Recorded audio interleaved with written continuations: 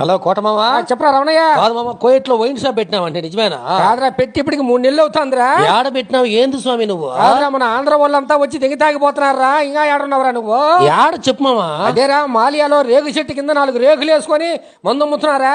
ఓరు నాయనా. అతను నీ మాదిరి తంగవేల మాదిరి 30-40 ఏళ్ళు కోయట్లో ఉండి ఇంటికి 1 రూపాయి లేకుండా వస్తాననుకుంటున్నా. వాడు మన ఊర్లో నాగేశ్ గారు చెప్పినాడు, నాటు సారే కూడా కలుస్తున్నావు అండి కోయట్లా. నాగేష్ గారు చెప్పరే 4 కోట్లకు ముందు లెక్కేయాలి. వాడు దింగి తాగి వాడు మాలియాకే రాకుండా అనుకున్నాడు. ఏడన కనబడితే మెట్టి తీసుకొని ఈడ్చుకుంటా వచ్చానని చెప్పి మాలియాకి. కాదు మామ, కోయట్లో నాటు సారా ఏడ కలుస్తున్నావు? నేను కైతాల్లో రూమ్ తీసుకున్నారా, రూమ్ లోనే కాంచిపాటి దిగుతా. కాంచేది 4 బాండ్లు ఆయన ఇక్కడ దింకొచ్చుకొని పెట్టుకున్నారా. మన వాళ్ళు ఎవరైనా కనబడతా ఉంటే ఇస్తా ఉంటా. కాదురా రమణయ్య, నువ్వే అంటావురా. నేను జహరాన్లో ఉన్నా మామ.